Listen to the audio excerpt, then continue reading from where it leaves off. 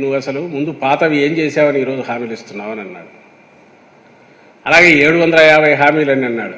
బహుశా మనిషికి ఏమైందో తలకాయలో చిప్పు పోయిందేమో నాకు అర్థం కావట్లే. కానీ సజల ఆ మాటకు వస్తే నీకు జగన్మోహన్ రెడ్డికి చిప్పు దొప్పి చాలా కాలం అయింది. మీరు 2019 నుంచి 2024 వరకు రాష్ట్రానికి మీరు పీకింది ఏంటయ్యా, దాని గురించి చెప్పండి అంటే మాట్లాడితే చంద్రబాబు నాయుడు గారు హామీలు ఇచ్చారు, అవి ఏవైపోయినాయి. గతంలో మీరు చేసిన విష ప్రచారం ఏదైతే ఉందో ఆ ప్రచారాన్ని నమ్మే జనం మీకు 151 సీట్లు ఇచ్చారు. ఇప్పుడు మనం పీకింది ఏమైనా ఉంటే చెప్పాలా? ఎందుకు ఈ పరిమాణ ఏడుపులు? ఏం చేశాడు జగన్మోహన్ రెడ్డి రాష్ట్రానికి? ఓ 4 నిమిషాలు చెప్పు. ఏడడం మానేయండి. ఇంక చంద్రబాబు నాయుడు గారి మీద పడి ఏడవడం మానేసి రాష్ట్రానికి జగన్మోహన్ రెడ్డి చేసింది ఏంటి? ఇగో మేము రాష్ట్రానికి రాజధాని కట్టేసేవాను, పోలవరం కట్టేసేవాను, ఏదైనా ప్రత్యేక హోదా తీసుకొచ్చేవాను, లేదంటే రాష్ట్రానికి రావాల్సిన నిధులు కేంద్రంతో కొట్లాడి తీసుకొచ్చామనో, ఇలాంటివన్నీ కూడా రాష్ట్ర ప్రజలకు చెప్పే ప్రయత్నం చేయండి. ఇంకా అప్పాబాయోగల్లా ఏడడం మానేయండి. నువ్వు మాట్లాడుతుంటే అట్టాగా ఉంది. వీడు అప్పాబాయోగల్లా మాట్లాడుతున్నాడు. వీడు ఇంత వయసు వచ్చింది, వీడికైనా బుద్ధి జ్ఞానం లేదు ఇంకానో. పైగా చంద్రబాబు నాయుడు గారికి చిప్పు దొబ్బిందని మాట్లాడుతున్నాడు. మీకు దొబ్బింది చిప్పు. మనం 19 నుంచి 24 వరకు ఏం చేసాము? ఒక 10 నిమిషాలు అనర్గళంగా నువ్వు మాట్లాడినా పర్వాలేదు, జగన్మోహన్ రెడ్డి మాట్లాడినా పర్వాలేదు. నేను మాట్లాడుతున్నా బట్టన్ నొక్కేస్తాను, డబ్బులు వేస్తాను కదా, ఈ సొల్లు మాటలు చెప్పమాకండి. బట్టన్ నొక్కడానికి జగన్మోహన్ రెడ్డి అవసరం లేదు. రేపో మాపో పోయే ముసలమ్మను తీసుకొచ్చి కూర్చోబెట్టినా బ్రహ్మాండంగా నొక్కేద్ది. నొక్కడమే కదా, అప్పులు చేసి నొక్కడమే కదా, ఏముంది? రాష్ట్రంలో ప్రభుత్వ భూములు ఉన్నాయి, ప్రభుత్వ ఆస్తులు ఉన్నాయి, రాష్ట్రానికి అప్పు దొరుకుతుంది. దొరికినంతసేపు డోకా లేదు. అవసరమైతే ప్రభుత్వ స్థలాలు, ప్రభుత్వ భూములు అమ్ముకు దొబ్బైనా సరే పప్పు బెల్లాలా పనిచేయచ్చు. అమ్ముకు దొబ్బేసి పంచాలంటే ఈజీగా పనిచేయచ్చు. రాష్ట్రానికి ఆదాయం ఏది? మీరు ఆదాయం ఏం సృష్టించింది ఏముంది? దాని గురించి మాట్లాడట్లా. ఇంకా ఏమనుకుంటారంటే 2019లో మనం ఇలాగే విష ప్రచారం చేసేసాం కదా, ఇప్పుడు కూడా ఇదే ప్రచారం చేసేస్తే ప్రజలు నమ్మేస్తారులే, ప్రజలకు ఆ మాత్రం కూడా ఏం తెలియదు అని చెప్పి అనుకుంటారు. ప్రజలకు ఒక క్లారిటీ ఉంది. 2014 నుంచి 2019 వరకు చంద్రబాబు నాయుడు గారి పరిపాలన చూశారు.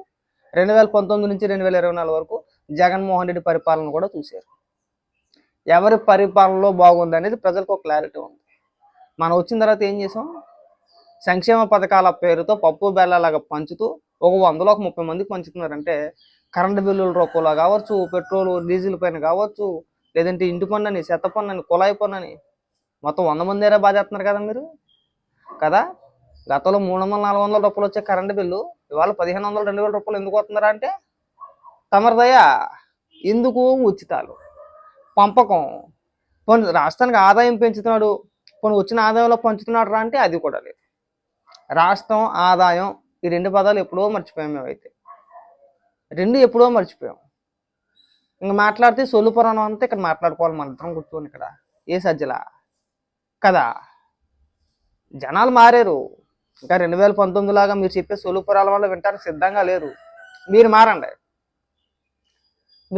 మీ డ్రామాలో, మీ యాసాలో 2019 ఎన్నికల ముందు చూశారు. కోడికత్తి డ్రామా, గొడ్లపోటు, మళ్ళీ ఇప్పుడు గులకరాయి అని చెప్పేసి అని ఒక కొత్త డ్రామాని తీసుకొచ్చారు. అది కూడా వర్కౌట్ అవ్వట్లేదు. ఇంక వ్యక్తిగతంగా విమర్శించుకోవాలా? ఆయన నీకేం పని అయ్యా? ప్రభుత్వ సలహాదారుడు ఎక్కడైనా రాజకీయాల గురించి మాట్లాడతాడా?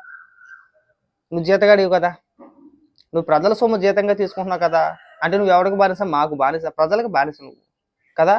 మరి జగన్మోహన్ రెడ్డి కాళ్ళకి ఎందుకు దూరేస్తున్నావు? మాట్లాడితే జగన్మోహన్ రెడ్డి ఊడికి ఎందుకు చేస్తున్నావు నువ్వు? ఆ మాత్రం నీకు చిప్పు దుబ్బినట్టే కదా. ఏ సజ్జలా, నువ్వు ఒక ప్రభుత్వ సలహాదారుడిగా ఉంటూ మనం రాజకీయాల గురించి మాట్లాడకూడదు, మనం ప్రజల సొమ్ము జీతంగా తీసుకుంటున్నాము, ఒక పార్టీకి ఊడికం చేయకూడదు, జగన్మోహన్ రెడ్డి సంకన ఆకూడదు అని చెప్పేసి ఇంగిత జ్ఞానం లేదు అంటే నీకు చిప్పు దుబ్బినట్టే కదా. పైగా నువ్వు తిరిగి చంద్రబాబు నాయుడు గారిని అనాలా? ఏ సజ్జలా, పక్క రాష్ట్రాల్లో కూడా ఉన్నారు సలహాదారులు, సిగ్గు తెచ్చుకో. ఎవడు కూడా సలహాదారుల పదవిలో ఉండి రాజకీయాల గురించి మాట్లాడడు. ఇక నువ్వు పెద్ద మొత్తాయిలో కూర్చొని మాట్లాడాలా, మేము వినాలా? ప్రతి బొక్కడగాడికి ఇది ఒక అలవాటు అయిపోయింది. దొబ్బేదేమో ప్రజల సొమ్ము జీతమా, నువ్వు చేసే ఊడికి ఏమో జగన్మోహన్ రెడ్డికా? ఏంట్రా నువ్వు ఇచ్చిన సలహాల వల్ల రాష్ట్రానికి మేలు జరిగిందంటే ఒక్కటి ఉండదు. ఈ 5 ఏళ్లలో 142 కోట్ల రూపాయలు దొబ్బేశావు. ప్రభుత్వ సలహాదారుడిగా ఉంటూ ఈ 5 ఏళ్లలో నువ్వు ఎంత దొబ్బేసావరా అంటే ప్రజల సొమ్ము 142 కోట్ల అక్షరాల. నీ వల్ల దమ్మిడి ఉపయోగం లేదు రాష్ట్రానికి. పైగా నువ్వు ప్రభుత్వ సలహాదారుడివి. చూపించు, ఇగో నేను ఇచ్చిన సలహా వల్ల రాష్ట్రానికి ఇది మేలు జరిగిందిరా అని చెప్పేసి నేను ఎవరి అని చెప్పి చెప్పుకుంటావు. చెప్పించగలవా నువ్వు? మరి నీ వల్ల ఎవరికి ఉపయోగం? నువ్వు ఎవరి సొమ్ము తినేస్తున్నావు, ఎవరికి బానిసత్వం చేస్తున్నావు? నీకు అట్లా మాట్లాడే రైట్స్ ఉన్నాయా? లేవు కదా. మరి ఎందుకు ఈ అప్పాభయ మాటలు, ఎందుకు ఈ సొల్లు పురాణం అంటున్నా? సిగ్గుపడు కొద్దిగా. నువ్వు మాట్లాడమాక, నీకే బుర్ర పని చేయదు, నీకే తలా తోకం ఉండదు. ఇంక నువ్వు వచ్చి మాట్లాడితే మేము వినాలా? ఏ సజ్జలా ఈ అప్పాభయ మాటలు మాని రాష్ట్రానికి జగన్ పీకింది ఏమైనా ఉంటే చెప్పండి చక్కగా. ప్రతి ఒక్కరూ వచ్చేయడమే పెద్ద అపరమేతలాగా వచ్చి నేను కూడా ప్రెస్ మీట్ పెట్టేస్తాను రా బాబు అవసరం అయితే. అవకాశం రావట్లేదు కానీ అవకాశం వస్తే నేను కూడా ప్రెస్ మీట్ పెట్టేసి నేను కూడా మాట్లాడతా. జగన్మోహన్ రెడ్డి సిప్పు దొబ్బింది, సజ్జల రామకృష్ణ సిప్పు దొబ్బింది. రాష్ట్రానికే చేసింది చెప్పండి చాలు, మనం పీకింది ఏమీ లేదు. చెప్పమని జగన్మోహన్ రెడ్డి గురించి చెప్పమని ఒక క్లారిటీ ఒకటి. ఏ రాష్ట్రంలో అయినా సరే ముఖ్యమంత్రి అయిన తర్వాత ఖచ్చితంగా ప్రజల సమస్యల పట్ల కావచ్చు, లేదంటే ప్రస్తుత రాజకీయాల పట్ల కావచ్చు, రాష్ట్రంలో జరిగే పరిస్థితుల గురించి కావచ్చు, ఏ ముఖ్యమంత్రి అయినా ఒకనొక సందర్భంలో ప్రెస్ మీట్ ఖచ్చితంగా పెడతారు. పెట్టి విలేకరులు అడిగే ప్రశ్నలకు, ఆ మీడియా ప్రతినిధులు ఎవరైతే ఉన్నారో వాళ్ళు అడిగే ప్రశ్నలకు ఖచ్చితంగా సమాధానం చెప్తారు. జగన్మోహన్ రెడ్డి 5 ఏళ్ల బట్టి ప్రెస్ మీట్ ఎందుకు పెట్టలేదయ్యా? ముఖ్యమంత్రి హోదాలో ప్రెస్ మీట్ జగన్మోహన్ రెడ్డి ఎందుకు పెట్టలేదు? ఏ రాష్ట్రంలో అయినా 5 ఏళ్ళు ప్రెస్ మీట్ పెట్టకుండా ఉన్న ముఖ్యమంత్రిని చూపించగలవు నువ్వు? జగన్మోహన్ రెడ్డి ఒక్కడే. ఎందుకు పెట్టలేదు? సమాధానం మనం వేయలేడు, ఎందుకంటే బుర్రలో చిప్పు లేదు. జగన్మోహన్ రెడ్డి బుర్రలో చిప్పు లేదు.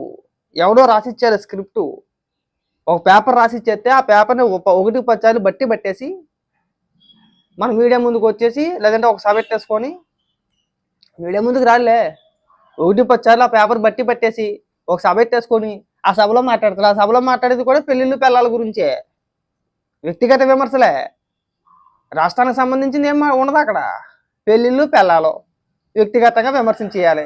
ఒకటే స్క్రిప్ట్ ఉంటుంది. ఒక సభ పెట్టినా 100 సభల్లో మాట్లాడినా ఒకటే స్క్రిప్ట్.